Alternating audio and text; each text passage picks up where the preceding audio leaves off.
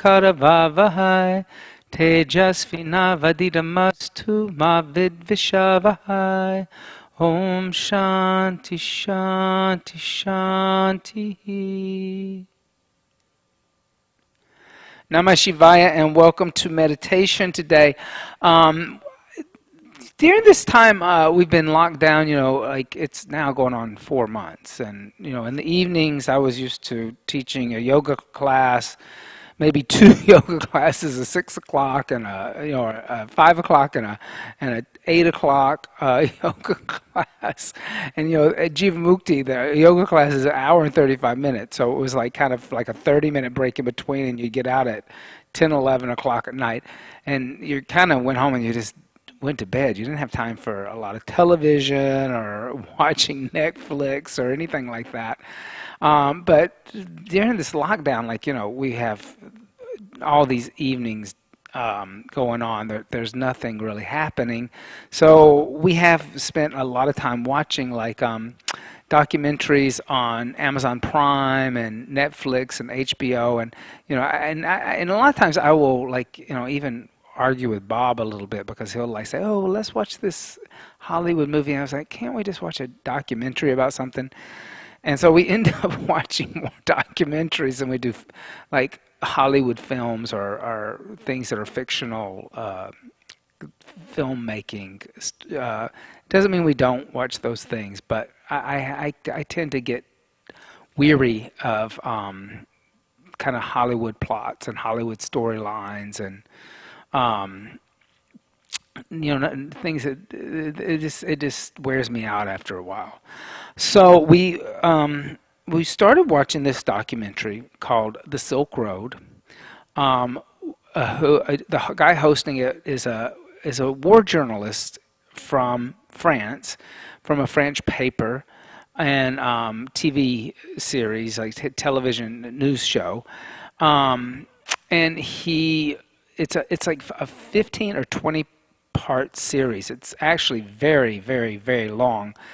And his name's Alfred de Monteslo. I think I may be pronouncing that wrong.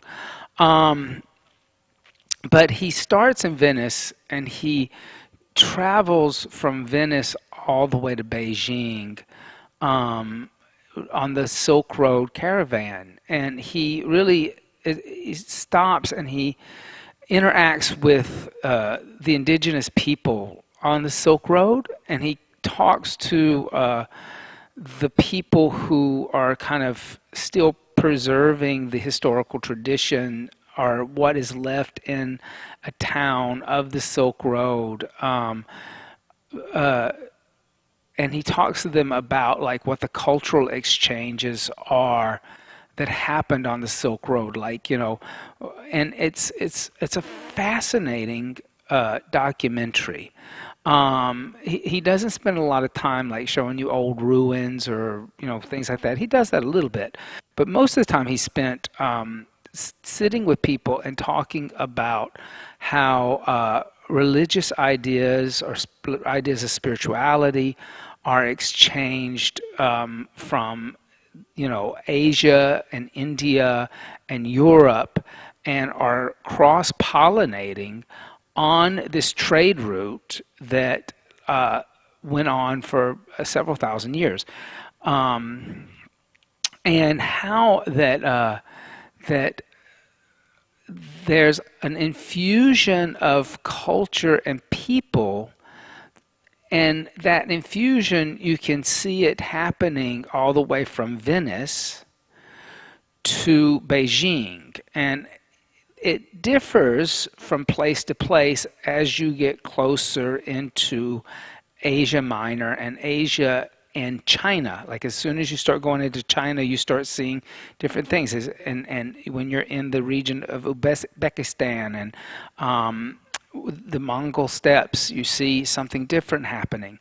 Some things that was fascinating that I didn't know about is Zoroastrianism, which is sun worship or light worship, that I thought was a completely dead religion. I thought it was something that died out, kind of Christianity, Islam, Persian Empire is still profoundly active today. It's a small minority of people.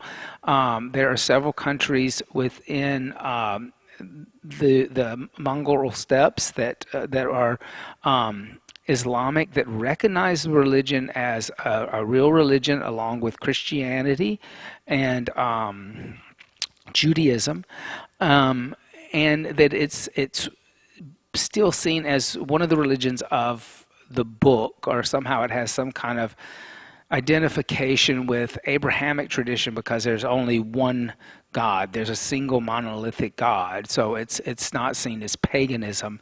It's seen as just seeing light, or that radiant source as the energetic that infuses the world with energy, and we talk about that like a lot in yoga too, like the light within, the light that I'm trying to gravitate toward instead of the darkness.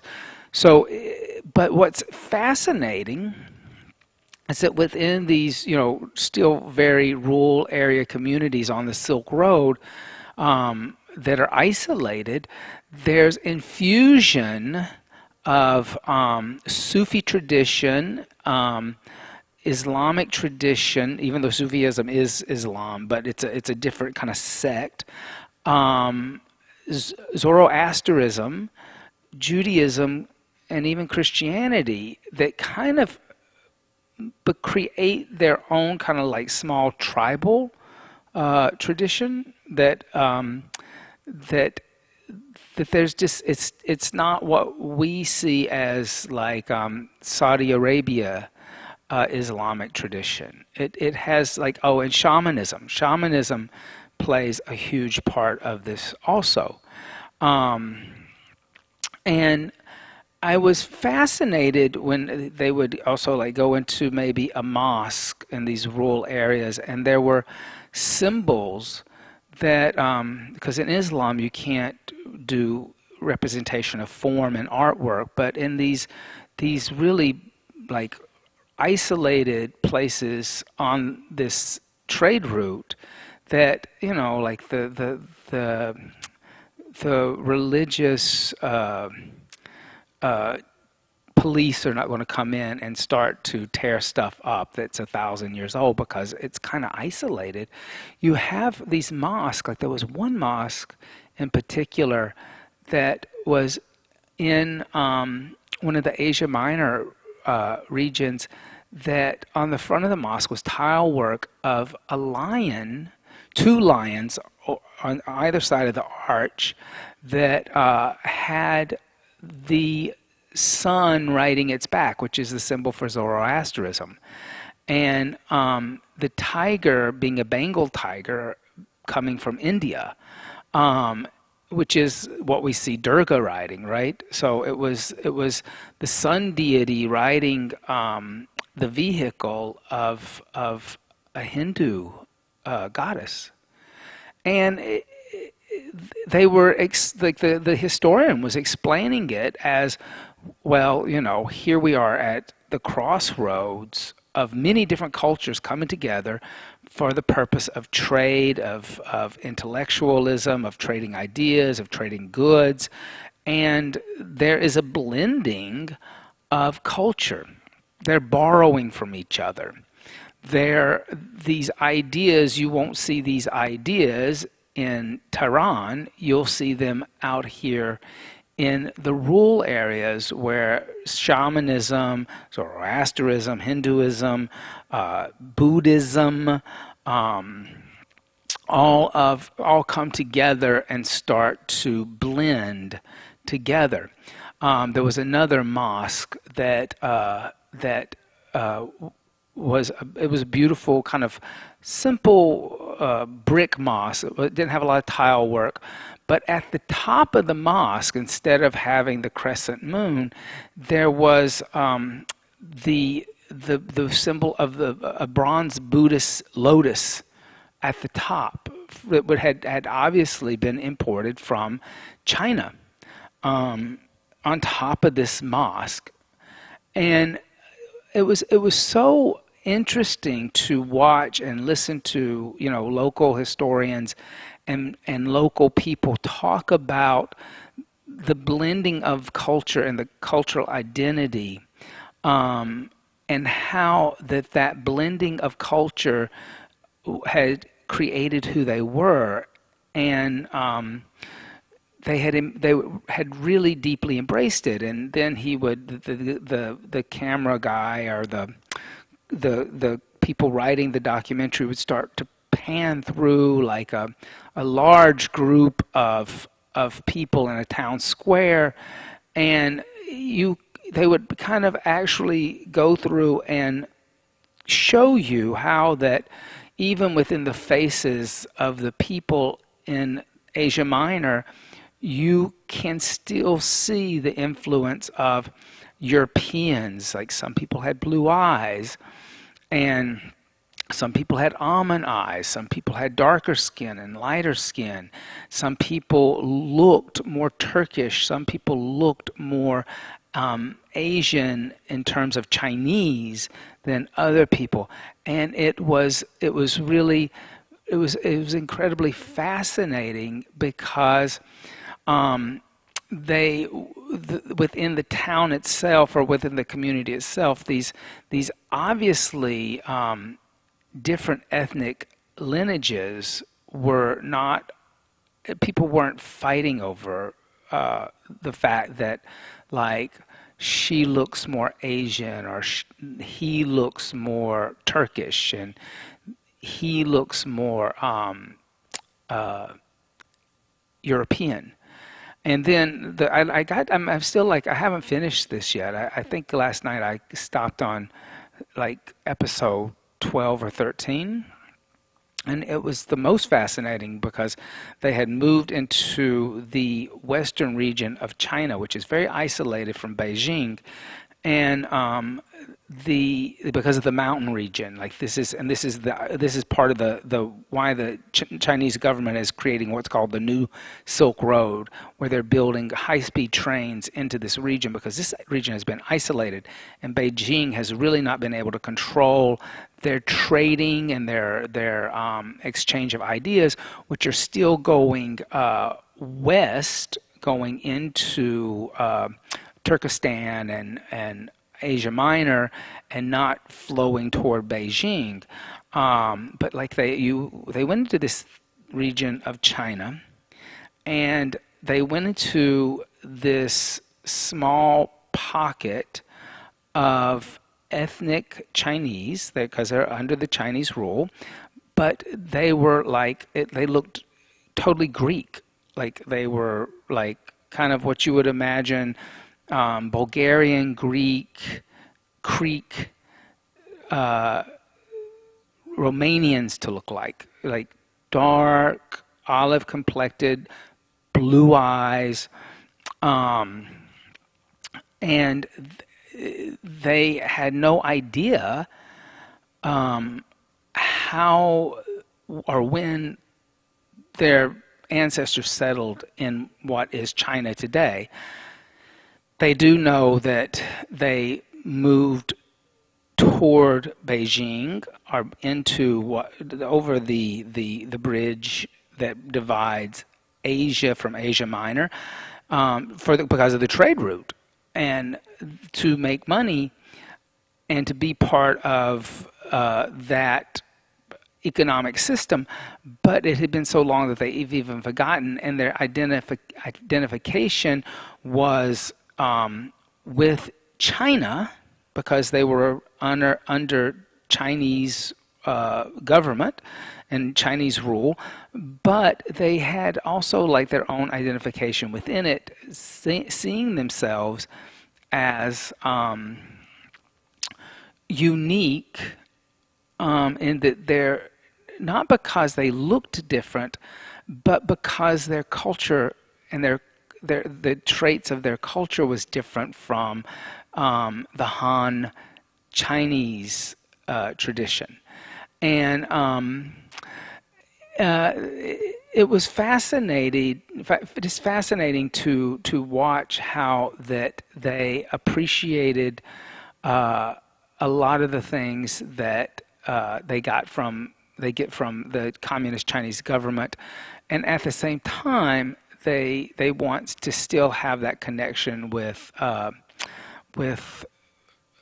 Asia Minor, Turkey, the Turkestan, all of those nomadic people slightly west. Um, I think that like anybody who is, right now going through that political pain that we're feeling in the West, especially with the ideas of colonization and cultural appropriation. Everything can be seen slightly different through somebody else's eyes. If you have a chance, watch this documentary. Like I said, it's not a one night setting. I mean, we're off and I'm watching 2 and 3 episodes a night, and it's taken several nights just to get to episode 12, and I still have 3 or 4 more episodes left. But the idea of, especially when it came to the spirituality, the idea that that those people were influenced by other people from other regions and brought it into their own local identification was so powerful to me that it was very inspiring, because it goes back to that idea that there are many paths, but there's only one goal, right? That's the truth about spirituality, and that spirituality goes beyond just race or geographic location or gender or any of these physical things that actually keep us from experiencing spirituality on a higher level. And it was nice to observe it in the context of something that I knew little about, or I didn't have a lot of information, and that I was actually finding out new ideas and new concepts and new ways of thinking and seeing something. And even, like a lot of times I will see, the Abrahamic traditions, Christianity, Judaism, Islam, as incredibly rigid structures. And then, watching this documentary, I realized that, when you, just like in Christianity, if you move into rural areas of the South or in rural areas of the Southwest, in the South, you start to see traits of the kind of folklore that moves into Christianity. If in the Southwest, you start to see the indigenous people, the First Nations people. They're bringing their ideas into Catholicism and the Catholic tradition, where you see rituals that are obviously Aztec or even Hopi come into that world, and it was refreshing to see that kind of happening, and understanding that it did happen, and there was a time when people wanted it to happen. I'm building a mosque, a huge mosque. It's going to cost a lot of money.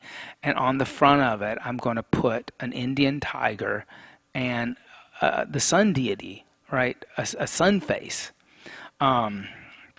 So it just helps you to be more open-minded about things. And open-mindedness, you have to have an open mind when it comes to spirituality. You can't have a closed mind, and you can't have a closed heart, and you can't be always full of knowledge and what you think is right and wrong. There's that line that if someone's too full, you can't learn, you can't teach, or you can't. There's no need to tell them anything, because there's just no room for it. So spiritual traditions, a real spiritual person always has plenty of room for new ideas and new concepts that maybe even challenge their way of thinking. Um, so check that out. The Silk Road. It's a French produced documentary. And like I said, it's on Amazon Prime. I should say that it's on Amazon Prime. So taking a moment and even like meditation, right? Like I really don't. There were several communities that talked about how that meditation, not prayer. Like in Islam, I always think of like prayer, right?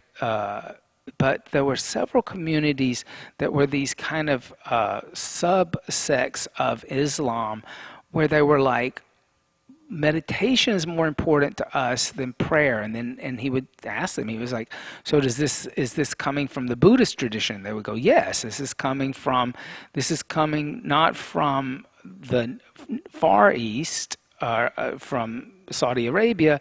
It's actually coming more from the shamanic and Buddhist traditions coming from Asia. So meditation,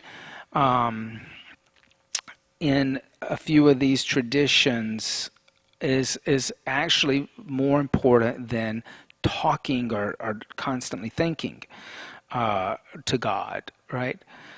So taking a moment, setting up tall, and close the eyes. And as you close the eyes, allow the senses to come inward. And allow the breath to deepen. Inhale deeply.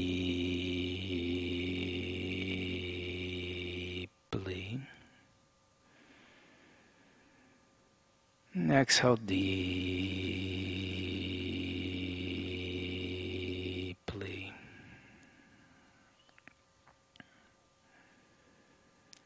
As you inhale deeply, allow the mind to calm. And as you exhale deeply,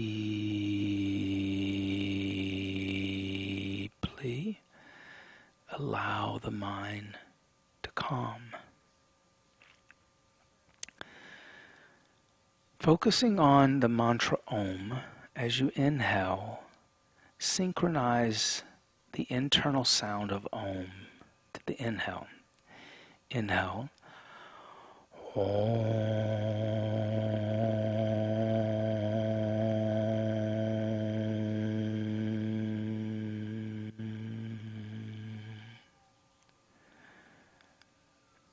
As you exhale, synchronize the exhale to the internal sound of Om.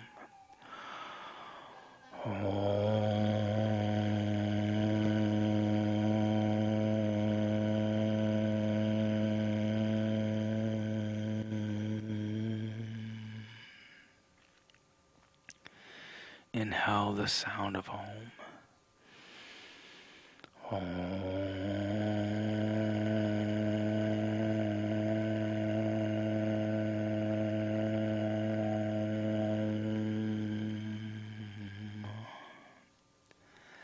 Exhale the sound of Om.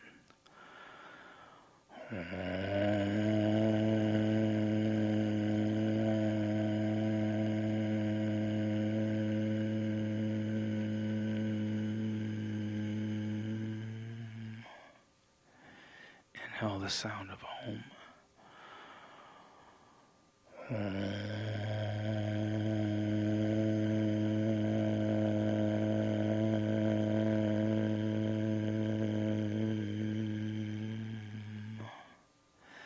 Exhale the sound of Om.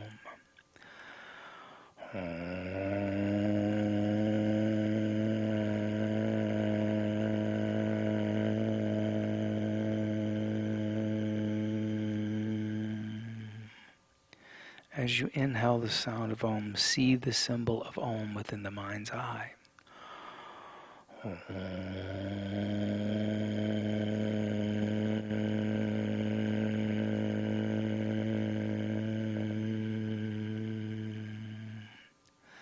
As you exhale the sound of Om, see the symbol of Om within the mind's eye.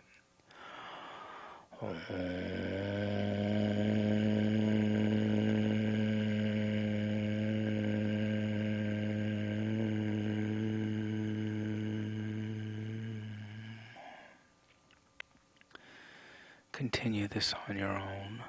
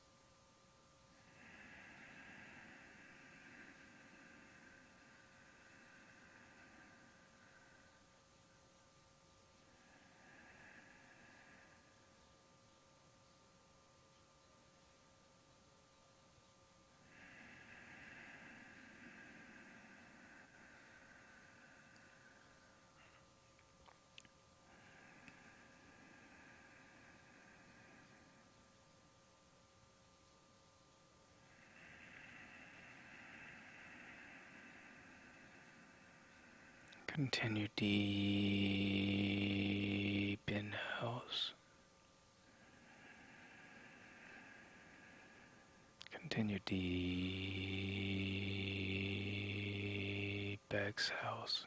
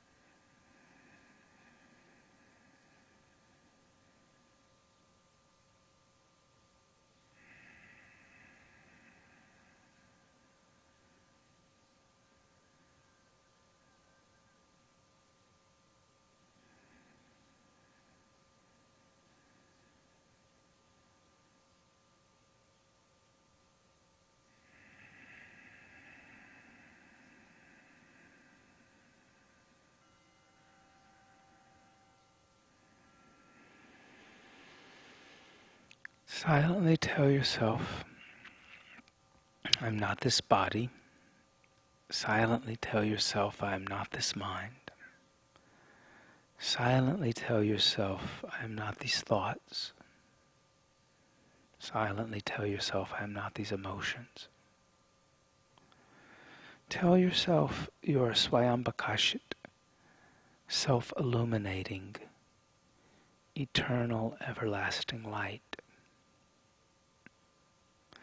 Bringing the hands together, rubbing the hands together, building heat within the hands.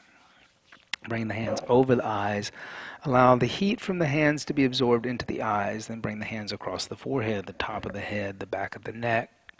Bringing the hands together, bowing the head slightly to bring the forehead onto the thumbs. Om Bolo Sadguru Bhagavan Ki Jai.